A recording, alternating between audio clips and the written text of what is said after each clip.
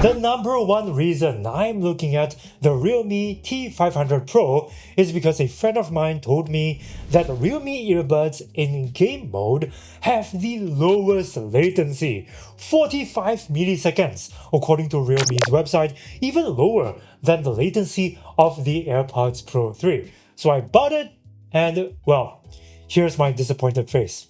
From my testing on both the iPhone 17 Pro and the Nothing Phone 3, even in game mode, the T500 Pro's latency is not as low as the AirPods Pro 3's, and the difference is very obvious. Have a look.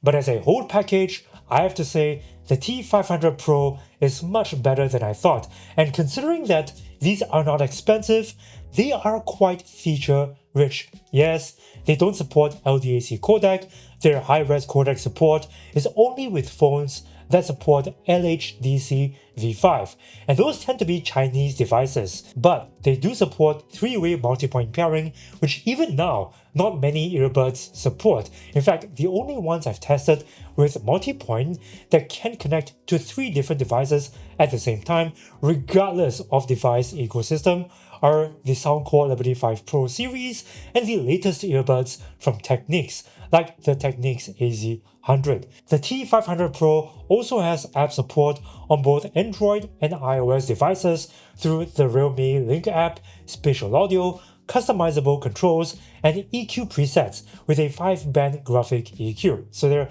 very customizable, and that's great. But how do they perform in terms of microphone pickup, noise cancelling, and sound quality? We're going to find out, so buckle up. Links in the pinned comment. If you want to check the latest price on Amazon, click here for Shopee, and subscribe for more reviews like this one. In terms of microphone quality, its voice pickup sounds robotic, be it in quiet or noisy conditions, but its background noise reduction is pretty good. There's also little to no hint of wind noise through the microphones. This was tested in both quiet and noisy conditions using really loud cafe noise and wind noise from this friend.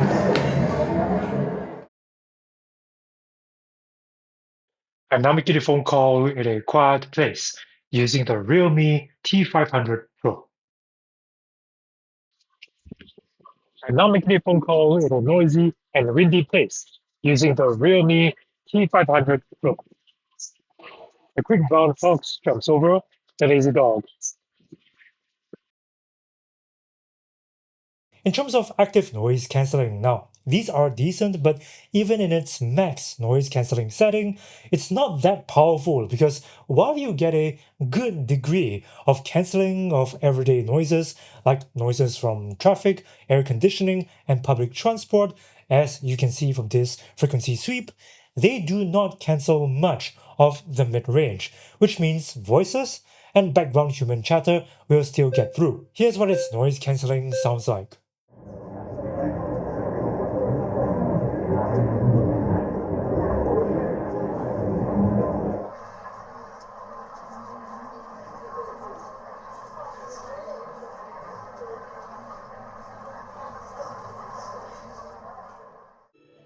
Now, if you want to compare their active noise cancelling and call quality to other products, for just $1 per month or more, you can access my secret weapon, my personal database, which lets you compare their samples A to B directly. Hundreds of people have joined up because this saves you so much time, being able to just cut through all the marketing and compare the products yourself without visiting a store.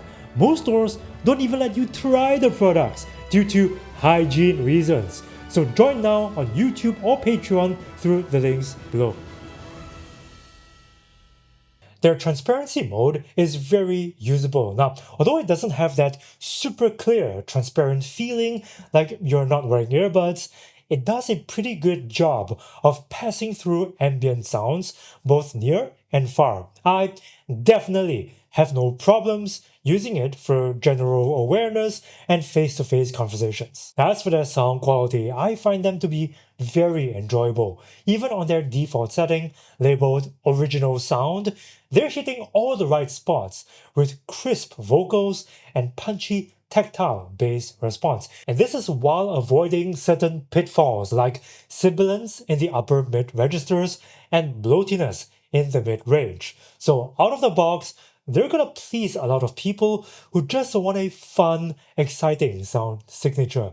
But if I'm nitpicking as an audiophile, where they aren't on the level of the best sounding earbuds is in terms of detail retrieval, soundstage airiness, and layering, and their track separation can be a little cleaner now. That being said, for casual listeners, these have a straight up, enjoyable, and fun sound signature. Listen to the samples.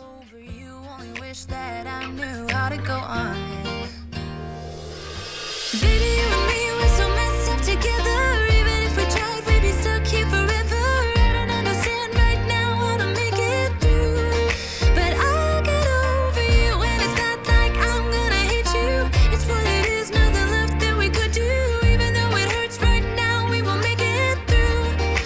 I'll get over you. I'll get over you.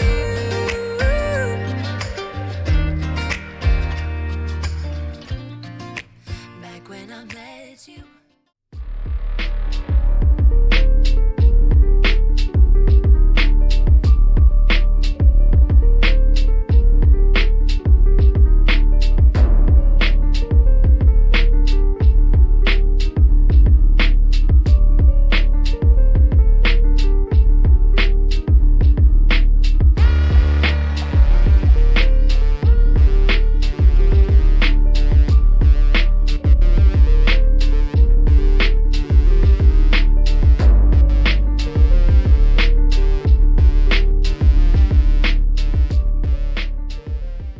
To compare their sound quality to other headphones and earbuds, go to latency.com/sound samples. Yes, it does have spatial audio, but to be honest, it sounds terrible. There's too much diffusion in the center stage, and left and right channels sound muddy, like spreading too little peanut butter on too much bread, if you get what I mean. And if you're wondering about its dynamic audio setting, it feels just like a simplified 3-band graphic EQ, just tweaking bass, mids, and treble, and not exactly adjusting its dynamic range compression in those areas. Nonetheless, I have to say that the T500 Pro exceeds my expectations. Yes, it is not the best at everything, but for what it costs, it does feel like pretty good value. It also looks very nice, very unique. It's even got a lanyard. Now, just don't expect super low latency from these earbuds in spite of what realme's marketing says.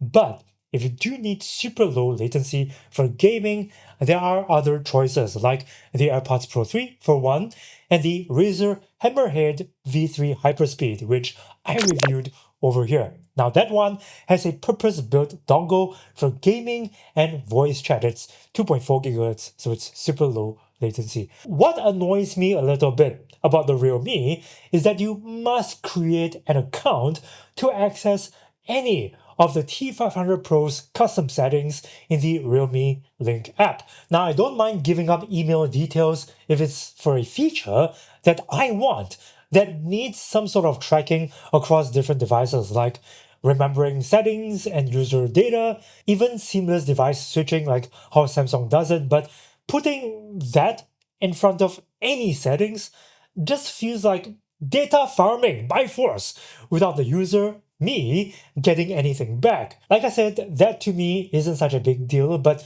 some people might be very uncomfortable about this kind of arrangement. Otherwise, as I've said, these are great budget earbuds for the price.